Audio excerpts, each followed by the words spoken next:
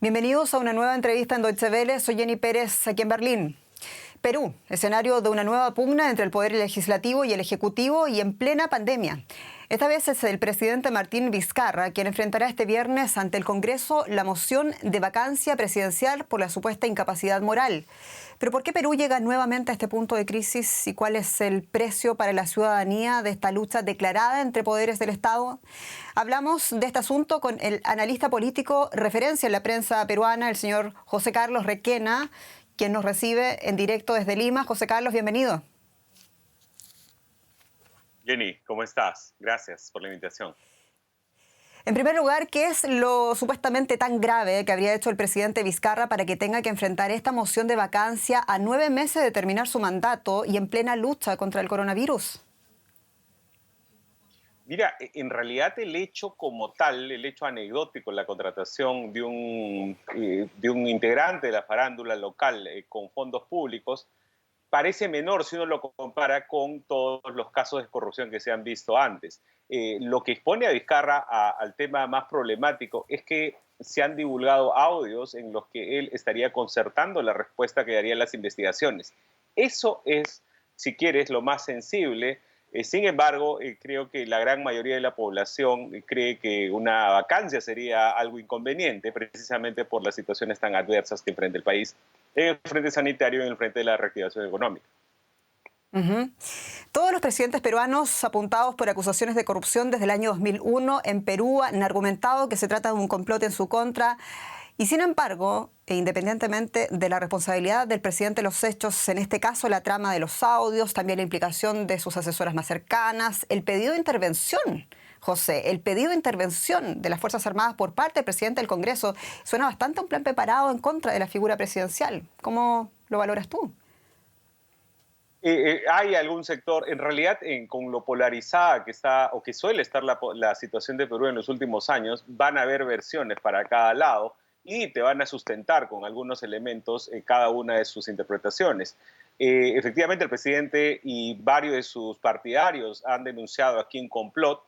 Ha habido una comunicación del presidente del Congreso que sucedería a Vizcarra en caso se apruebe la vacancia con mandos militares, una comunicación que sin embargo a mi juicio no califica como sedición, en el peor de los casos es algo muy torpe e inoportuno, pero el complot que denuncian, si quieres, falta conocer los componentes de este complot.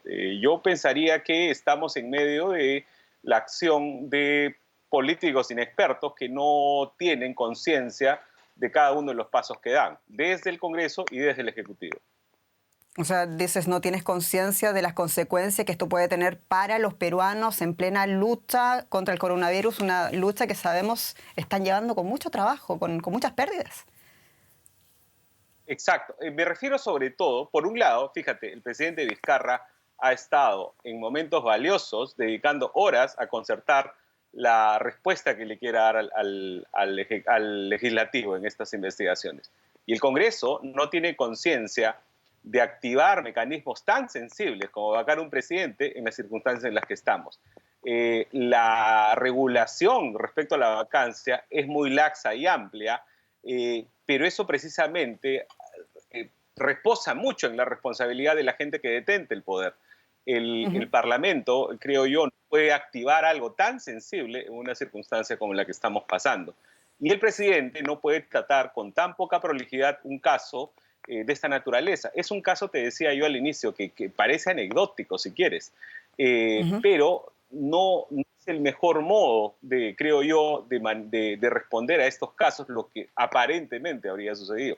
En cualquier caso, no creo que sea algo conveniente ni para el país, ni para la reactivación, ni para el manejo del frente sanitario. No, claro, un caso no anecdótico, también considerando la historia llena de crisis, la historia política reciente del Perú. Hablábamos de la decisión de Manuel Merino, del presidente del Congreso, de llamar a las Fuerzas Armadas antes del debido proceso que establece el reglamento del Congreso. Eso, sin embargo, no fue digno de censura a los ojos de los parlamentarios peruanos. Ya sé que tú consideras que allí no hubo sedición, pero tampoco es digno de censura aquella actitud del presidente del Congreso del Perú. Dentro del Congreso, sin embargo, lo que cuentan son los votos. Y la moción de censura presentada por la bancada de izquierda del Frente Amplio ha sido solo apoyada por 10 de los 130 parlamentarios. Entonces, claramente, sí, el cuerpo del Congreso, este elemento corporativo, no lo ha considerado digno de censura. Creo que la opinión pública, sin embargo, sí empieza a ver con ojos muy críticos al Parlamento y digamos, al ruido y a cómo se estaba manejando este caso. Ya tampoco le hace bien a la imagen exterior del Perú. Mira, estamos haciendo esta conversación yo desde Berlín. Imagínate las consecuencias de esta situación nuevamente. La moción del viernes debe recibir 87 votos de los 130 que tiene el Parlamento peruano, y considerando que el presidente Vizcarra carece de partido y también de bancada política, nos preguntamos cómo se pinta este panorama presidencial para mañana. Varios sabemos, y también lo que decías tú, han dicho que no van a votar en contra del presidente mañana. Sí, mira, a estas alturas que la vacancia parece haberse desinflado, según un reporte de Martín Hidalgo del Comercio de hoy, no alcanzan, se requieren 87 votos, solo hay 13 asegurados, pues se está muy lejos en los últimos días. Además, los líderes de varios de los partidos han estado desmarcándose de esta posición, así que seguramente supera este escollo el presidente Vizcarra. Y esperemos que en adelante ya el liderazgo político se aboque a solucionar los problemas de la gente y no a estas luchas menudas que la verdad no terminan de quedar claro qué es lo que quieren ganar. Una interpretación es que quieren ir en contra de la lucha contra la corrupción, otra interpretación es que quieren aprovechar pocos meses, porque no olvidemos que a Vizcarra le quedan solo algo más de 10 meses en el cargo. Pero la verdad, aún considerando esas posibles motivaciones no descartadas, es un manejo muy irresponsable para el momento que vive el país. José, ayúdanos a comprender la figura de la vacancia presidencial por incapacidad moral, así se llama en esta situación. Es una excepción que se establece en muy pocas constituciones en los países latinoamericanos y puede ser un muy eficaz instrumento político también en contra del Ejecutivo. ¿No es este artículo, después de todo, así como está concebido, un gran problema para la estabilidad política del país? Sí, lo es y requiere de mucho manejo responsable, ¿no? En los últimos 20 años se ha activado por lo menos en 3 ocasiones y creo que, claro, por la naturaleza de los reglamentos y de la Constitución hace una figura muy amplia, pero quizás debe haber un modo de acotarlo de manera que no se activa por asuntos que podrían ser menores. En este caso en particular, y en el de Pedro Pablo Kuczynski y en el de Alberto Fujimori en el año 2000, se activó y reculó o reposó, sobre todo en la correlación de votos en el Parlamento. Cuando un ejecutivo como el actual no tiene ni un solo voto en el Parlamento, la situación es mucho más complicada y nos expone a este tipo de incertidumbres de cuando en cuando. Es una figura propia del siglo XIX, que en realidad es un cajón desastre, te da flexibilidad para todo. Y lamentablemente en tiempos recientes se ha activado mucho. Sin embargo, hay quienes piensan que efectivamente hay una actividad organizada tendiente a entorpecer las investigaciones del equipo especial, desprestigiar a los fiscales e impedir así que se avancen en la lucha más importante del Perú, la lucha contra la corrupción. ¿Cómo lo ves tú? Efectivamente hay un sector de la prensa, sobre todo, que lo ve así. No sé si la opinión pública está en general tan sensible a estos temas, pero sí hay teorías y quienes presentan estas hipótesis lo hacen con cierto fundamento. Creo que el gran déficit que se tiene en la lucha contra la corrupción en general es precisamente los casos. El equipo especial Lavajato ha hecho avances importantes, pero hasta el cierre de la pandemia no había ejecutado ninguna acusación, no se había llevado a juicio. Y estos casos, lamentablemente, cuando el tiempo pasa, terminan un poco cayendo en el olvido. Ese déficit, esperemos que en adelante se solucione. Yo no veo que esto sea parte de esa lucha como sí lo ven algunos otros colegas. Y si la vacancia llegara a prosperar en el Congreso este viernes, el Tribunal Constitucional podría evitarlo, ¿no? ¿Esa ha sido acaso la estrategia, el plan B del gobierno? Esa ha sido la estrategia, efectivamente, a lo largo de hoy. Debería conocerse una resolución o una sentencia del TC para ver si acoge una medida cautelar que impida que el presidente o que impida que el proceso en el Congreso continúe. hasta la última información que se tenía, esta cautelar no iba a ser otorgada, pero hay que recordar que también el presidente no tiene la obligación de ir al Parlamento. Y al no estar involucrado al no ser sujeto de una investigación, sino ser investigado básicamente como un testigo, tampoco tiene la obligación de ir. Así que seguramente se va a manejar con esos márgenes la reacción del Ejecutivo. A mí me pareció un exceso recurrir al Tribunal Constitucional, pero es un recurso legítimo que el Ejecutivo ha utilizado. José, ¿vamos a ver al presidente Vizcarra mañana dando explicaciones ante el Pleno del Congreso?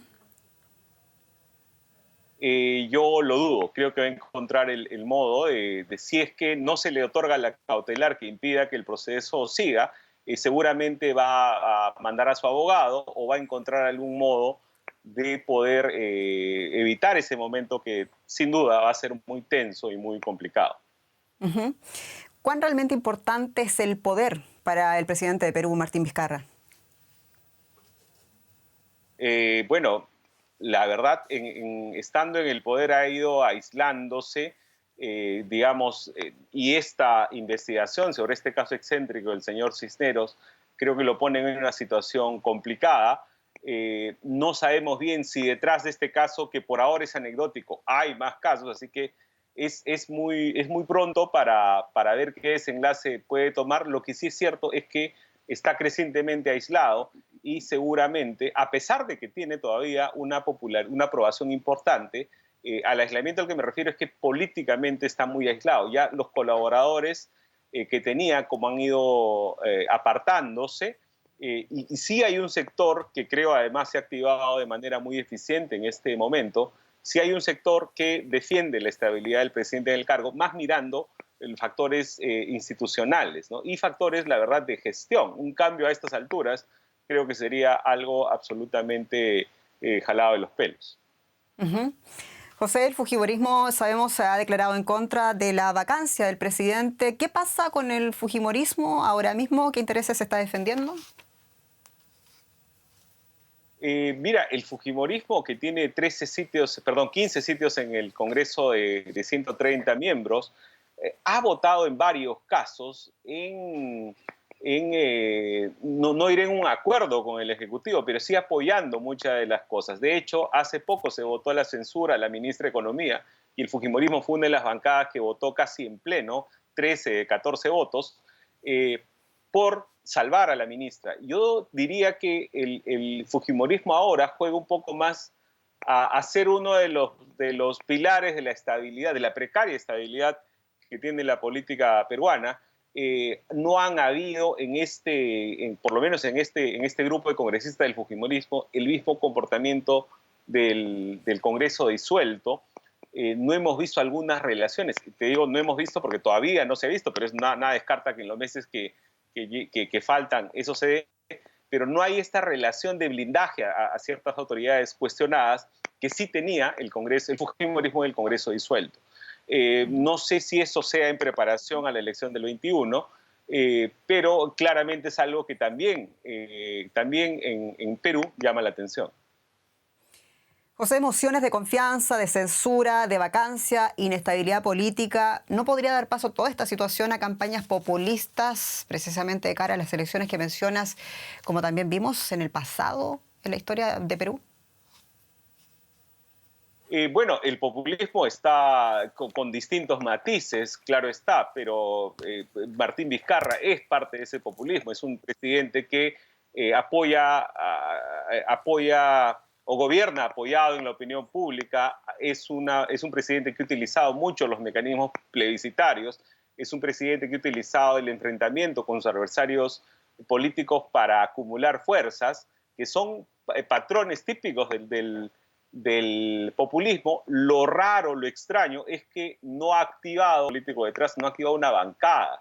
Las propuestas que estamos viendo en el Parlamento son de ese tinte y precisamente es una preocupación que se tiene, sobre todo considerando que las elecciones son muy próximas. Estamos hablando solo de abril del año 2000, del año 2021. En enero seguramente la campaña empieza a calentarse más, pero ya en los próximos meses, noviembre, diciembre, vamos a ver muchos temas en debate y seguramente varias de las cosas que han representado la estabilidad del modelo económico peruano van a ser puestos en cuestión en los próximos procesos. Ese es un temor y es una preocupación que sobre todo a los actores económicos le quita muchas horas. A ver si termina su mandato el presidente Vizcarra. José Carlos Requena, analista político peruano, muchas gracias por esta entrevista en Lima. Gracias. Hasta luego. Gracias.